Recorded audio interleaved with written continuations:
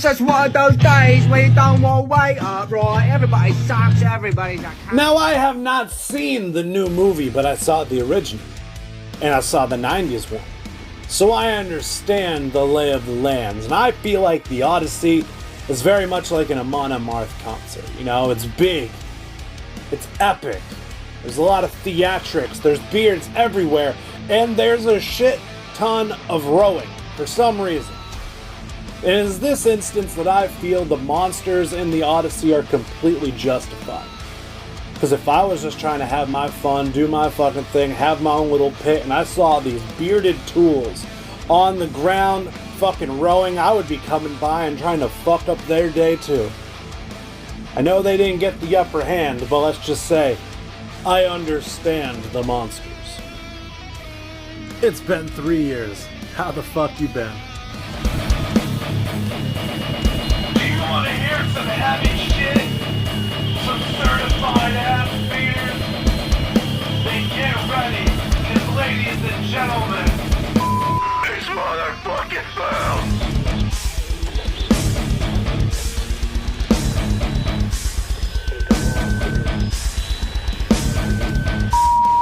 Okay, let's address the elephant in the room. Why am I returning true to form and bringing back the Just Plain Filthy podcast? Well, it's really because the brand is back. The shows are back. The advertisements, the reviews, everything, the attitude is back. And why would I be talking movies and music and bullshit and doing reviews on my own podcast when people weren't listening to the movies and only cared about the music, while I had the Just Plain Filthy name back out there in the world? Is a very necessary rebrand. And with the rebrand comes some differences. Those who fucked with us back in the day, a couple years ago, you would know I had some co-hosts, Devin and Casey. Devin brought the comedic background, Casey brought the analytics, I brought the attitude. Now I kind of have to try my hand at all three of those things. Casey is a professional wrestling manager, trying to live their dream to their fullest, grow and expand all over New England and hopefully the world, and I believe them. I don't need to be taking time off of their schedule that they could be having bookings. And Devin kind of retired away from this while we were doing the original show, only popping up in very rare occasions. But now he's working a lot. He's becoming a married man in just about a month or two. I don't need to be holding him down. So from this point on, they left me all alone. Unsupervised. Your boy's gonna be cooking! Which leads me to the topic at hand. August 28th. Bungalow Bar and Grill, Manchester, New Hampshire. $15 gives you Night of Filth. This will be the third Night of Filth since the relaunch earlier this year, but this is easily the biggest Night of Filth that Just Plain Filthy has ever done, so I want to hype this shit up properly. I want to give bands spotlights. I want to extend to you the gravity of this situation, because this show is about to blow your fucking tits and balls off. Let's get into the hows and the whys of that. In the year 2026, there's only two people doing cross-genre shows, and that is Just Plain Filthy and TJ Vegas. And we are the same motherfucker. Oh, you want to throw a hardcore band in with your pop punk showcase? That's so cool. You want to have a couple metal bands with your hardcore bands? Oh, you're really pushing the envelope, bud. What if Terror played a show with Eminem? That's the kind of shit that I'm on.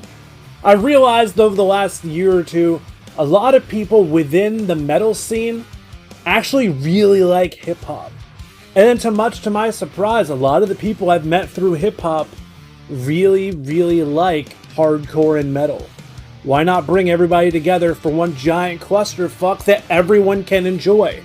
A lot of the people that come out to these rap shows, they don't know a whole lot about metal. And a whole lot of the people that come out to these metal shows don't want to open themselves up to what they could like in hip-hop. But by bringing everything together, we're kind of forcing people to check out other styles that they might not have checked out on their own.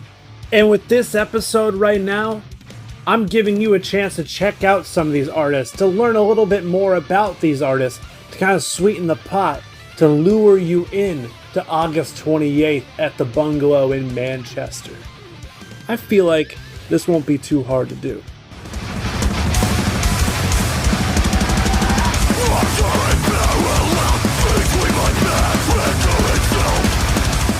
Arms Like Teeth are one of the hardest working and most beloved bands in the New England scene right now. And as funny as it is, they kind of exist as like an homage to my past in this current state. Because almost all of the members featured are from bands that I once worked with when I first started booking shows. It's always great to see bands with members that are still doing it, that have put in the work over all these years. Like this band's got members of Rumors of Betrayal, who I booked in 2012 as part of the Siren Agency. Member of Your Chariot Awaits, which I booked back in early 2011.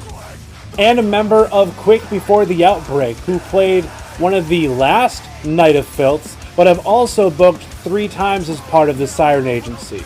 So it's really cool to see some familiar faces still in the game and rocking it with a band like Arms Like Teeth. Pair that with a very capable drummer in Brandon and an incredible frontman in Jake Clark from Interloper Designs at the helm of things. This band is aggressive. It's a perfect blend of metalcore and nu metal all thrown in together, and they have one of the best Slipknot covers I have ever heard. And I'm not even entirely a Slipknot fan, but when I hear that shit, I'm like, yo, we fucking bouncing tonight, boys. I'm excited to finally get to work with Arms Like Teeth. After trying to get them on the first show, didn't pan out because of weather restrictions. Tried to get them on a second show, couldn't do that, some of the members weren't around. But the third show, Night of Filth 3, all worked out and everybody is excited. I am very excited and I hope you are too. One of my favorite things to do on shows like this is not just put beloved bands from the area that everybody knows and are certified ass beaters, but I also want to put people on to new bands. Bands that they might not know within this local scene. Bands that I feel will go hard as fuck, but also garner enough of a reaction that people will talk about them on their ride home. And that's exactly what I'm doing with Eudora.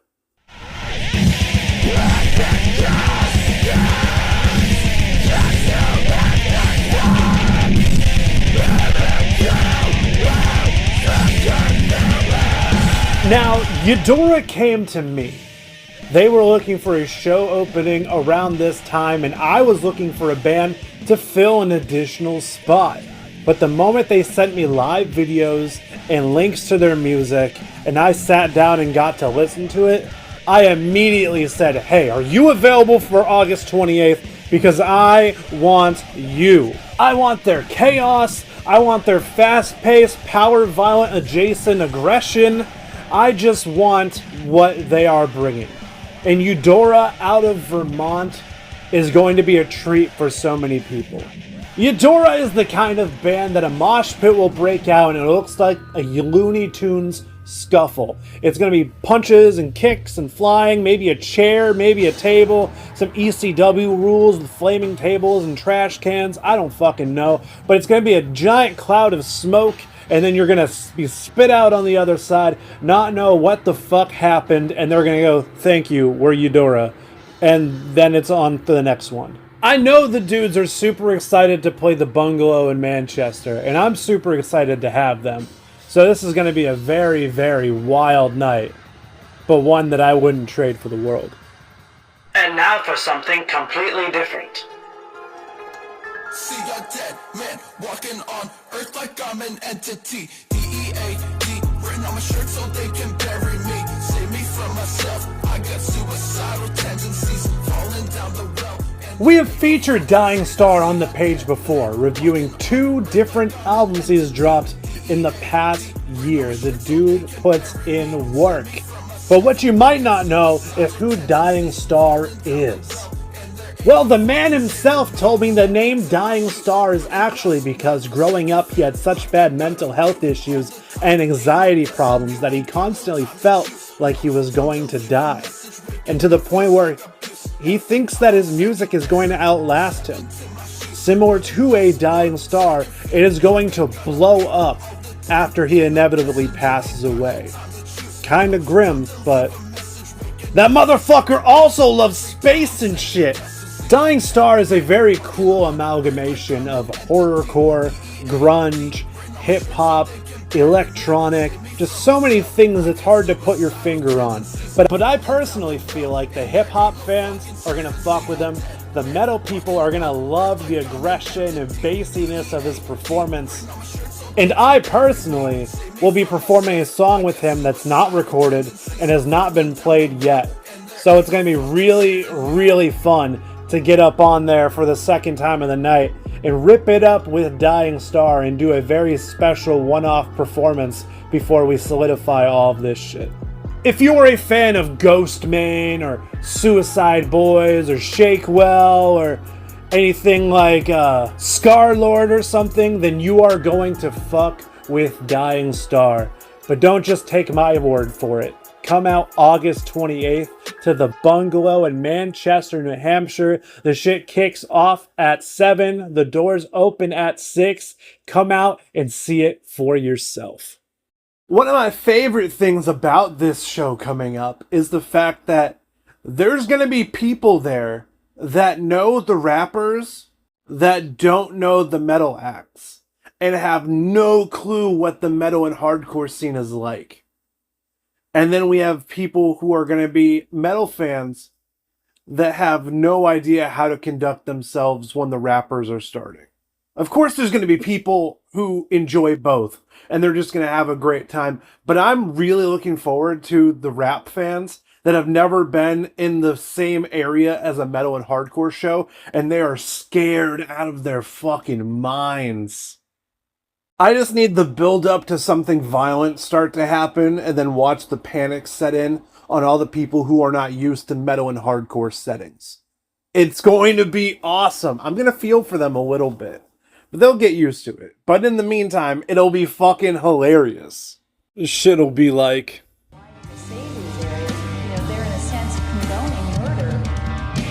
Come on, you fucking pussies! I want to say somebody, leave the fucking body back! Hello, Mom? Yeah, can you pick me up? I'm scared. But either way, it's gonna be fine as long as people know it's all in good fun and no drama ensues. But enough about the show for this week. Let's get on to the calling card of this fucking podcast.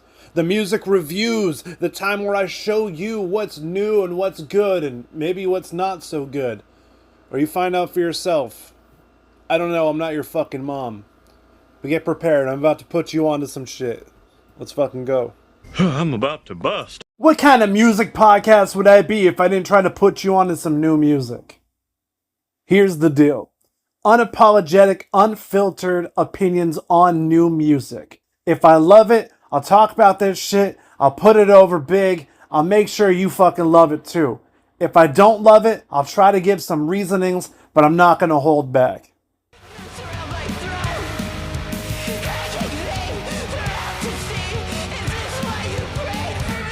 In the world of making music content, there's very few things as good as when you've been talking about a band for nearly 10 years. And they finally put out something and people are looking at it, noticing it. This band is finally getting some motion. Because SISSYFIT just put out their new album, their self-titled album, SISSYFIT, and it is just pure, unadulterated feminine rage, and I wouldn't have it any other way. This is definitely a band to check out if you're a fan of Clueless, or Bratz, or I would even say World of Pleasure. If you're a fan of Circe, I wouldn't say that it's similar to Circe, but very similar in the way of just how cathartic it is hearing her just get all the aggression out of her system. This is equally the kind of music to listen to when you are about to fucking beat the shit out of an abuser. So definitely run up those numbers on that new SISSYFIT. You can find it on all streaming platforms. I listen to it on Bandcamp, but you can also find it on Spotify and YouTube.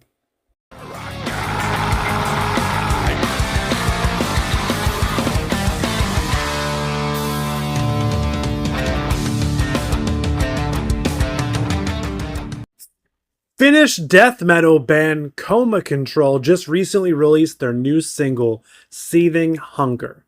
And I feel like this would be a very popular choice with so many different people who like various kinds of metal, because there's so many kinds of metal in this one song alone. I mean, at times it sounds like older death metal, at times it sounds like Dillinger Escape Plan, at times it's ambient, and at times they got clean singing. But everything they do sounds great. I don't know what I would call this. I guess progressive death metal or experimental, if I had to say it. My only real problem with this is I wish the transitions from part to part were a little better. It kind of seemed like it was an abrupt change in style, and that threw me off. And this is essentially just like 3 or 4 songs all thrown together with abrupt starts and stops. But every individual part hit. So I'm not mad at it, just it could have been done a little better. But maybe this is the one song out of the whole album that's coming out that's a little wacky, you know? Maybe the rest of it's pretty just on point, fucking straight up death metal, just devil horns to the sky, hell yeah brother kind of shit. I give it a B. Georgia-based metal band ENDERA just released another new EP titled In Blooming Gloom. And there's potential.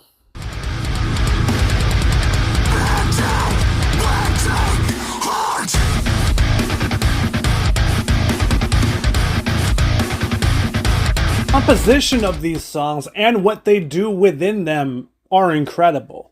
But there's something about the tone and the mix and just how clean and defined everything is that makes me feel like this is generated. And not in like an AI context, but more like a program, like Easy Drummer or something like that.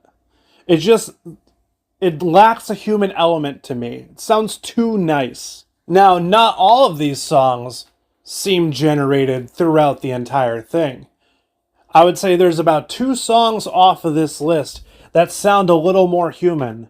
But those songs that sound human, they just seem to lack something else. The songs that sound generated hit, but they don't seem real. And the ones that seem real don't exactly hit. There's something there, and I definitely feel like in the future they will find that. But this, for me, I couldn't really get into it. I don't know how to judge it, so I'm going to tell you to check them out and judge it for yourself. You ever hear a band name that is so perfect for the band itself that it makes the most sense? That's what just happened, because I just found out about Grounds for Assault as they just dropped their new EP, Enuff Iz Enuff, and I feel like I just got beat up in a parking lot.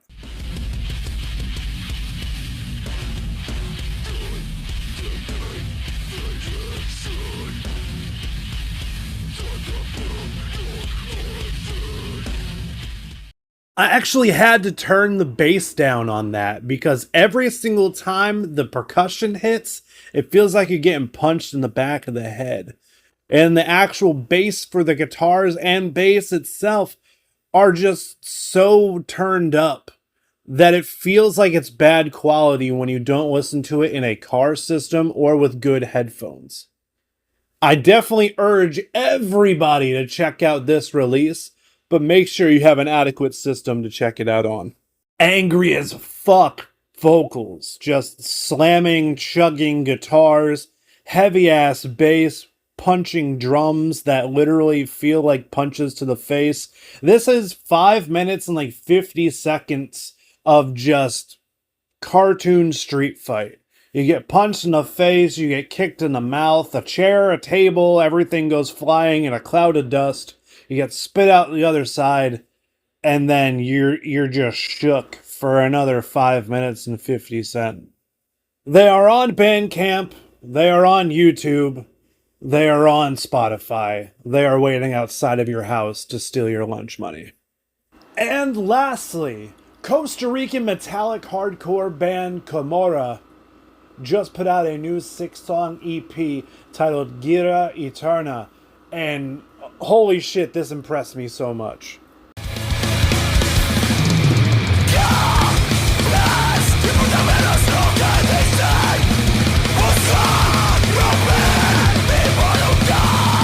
Upbeat metallic hardcore is not something I hear all the time, so this blew me away. While not every song is upbeat, the ones that are definitely are the ones that stole the show. The drumming was incredible. The guitars are shredding all over the fucking place. Riffs like a motherfucker. And the themes and vocals, I don't understand them because I don't speak Spanish, but it sounded good to my ears, and ultimately that's what matters. CAMORRA as a whole is definitely going to be a band that I revisit time and time again. And hopefully that little 13-second clip inspires you to do the same.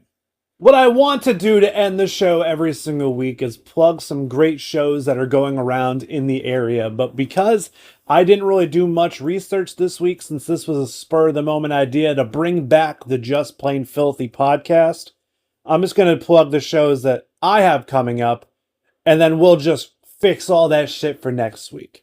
So first up on the chopping block, we got August 14th at Rolf's Pub in North Andover, Massachusetts. There's going to be like 8 hip-hop artists. It's completely free. You just got to be over the age of 21. So pull on out to North Andover at Rolf's Pub for Bars Over Bars featuring yours truly, Kill Murray. Now we got August 28th, the whole reason this episode exists. We got Night of Filth number 3, August 28th at the Bungalow Bar and Grill in Manchester, New Hampshire. We got Arms Like Teeth, we got Deceptions, we got Aaron Brown, we got Dying Star, we have Eudora, we got Play for Blood, we got Southgate, and we got myself. It is $15 at the door. Very accommodatable for what you're getting. I can't even say that word right. Accommodatable. Boom. Nailed it. For what you're getting, $15 for 5 bands and 3 hip-hop artists on a beautiful stage with incredible mixing by Brandon Benson of Martial Law. So come on out to Bungalow Bar and Grill in Manchester, New Hampshire for a night of filth. And lastly, we don't have too much information on this show yet because I just scored it yesterday morning.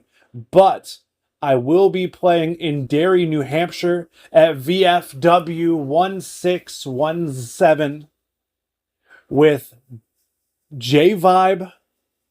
And it's going to be a completely free show. All I know right now is me and J-Vibe are going to be rocking in some capacity at this VFW in Derry, New Hampshire. It's completely free. So if you are free September 26th, please come out. I have a giant gap in shows for majority of September, which will also coincide with a gap on this podcast.